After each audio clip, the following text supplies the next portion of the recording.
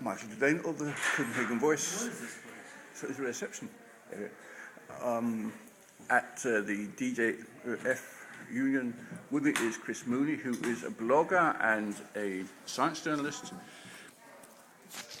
Chris, can you see any reason why the general public should be divided compared to the US scientists about climate change?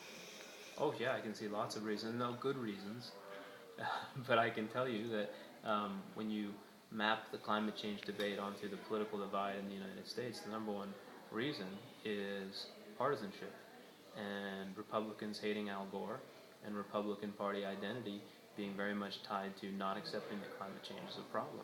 And that's deeply rooted in their ideology. They don't want big international regulatory regimes. They want small government. It's almost hard for them to conceive that there could be a problem that requires the whole world to get together and solve it. So it's a deep-set political problem for one of the big parties in the United States. But is climate change visible in the US? It is. It is visible in a number of areas. We've got melting snowpack in places, we've got sea level rise along our coastlines. We're not as bad off as some places. But certainly climate change is showing up everywhere. It's not the extremes that we're afraid of later, but it's definitely measurable. But do the Republicans have an explanation for this? Well, it's a weird question because they don't always have to be held to account in that way.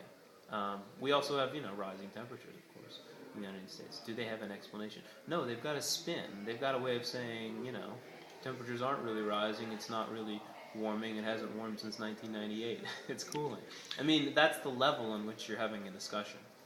So there's no pinning them down and saying you must explain this in order for your view to be true. It doesn't work that way. But the present government has put climate change right at the top of the agenda. Yeah, a couple steps down from the top of the agenda, but on the pyramid, going up toward the top, it's on there. They've done a lot. And how do you think the US will take the accord that we can expect on Friday? You mean how will the US public take the accord, or how will the president participate in the accord? Well, no, the US public and the Republicans, that matter, yes. I think that Republicans are going to really, depending on what it is and what it requires, really attack it.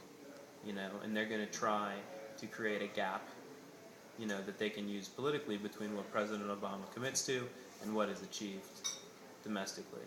And they're going to try to sink him, among other things, by, having him fail. So it'll fail in the Senate? Oh, that's as if they're successful. Yes, but it'll fail in the Senate. That's one place where it could fail. Yeah, yes. Or they could have, they could have midterm elections. They could change the composition of the Congress, and they could make sure that anything else fails, pass something else. Get people angry, have another government come in 4 years later, they think, and reverse all the EPA thing. They're going to try a bunch of things.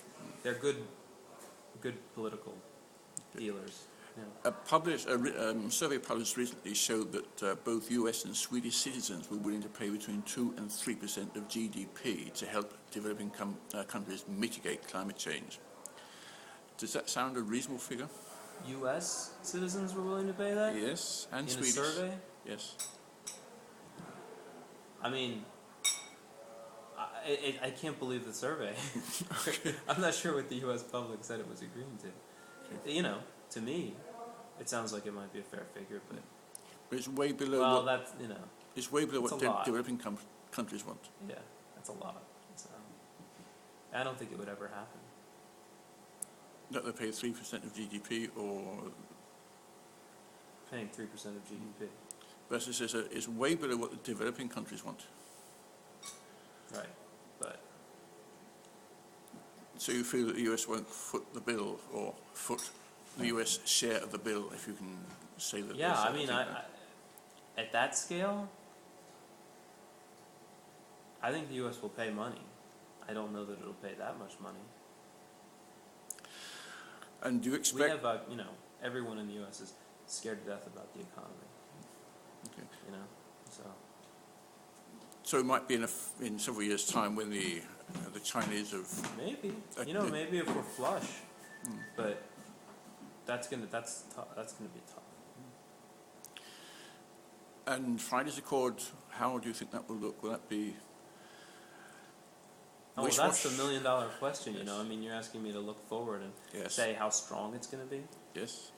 All the evidence suggests that they're not going to go for the strongest accord.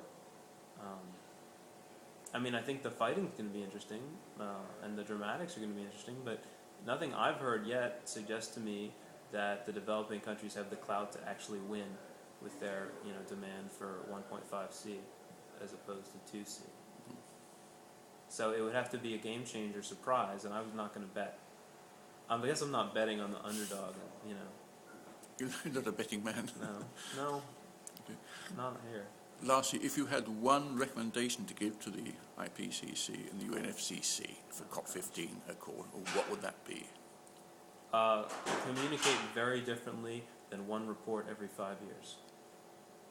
Chris Mooney, thank you much indeed.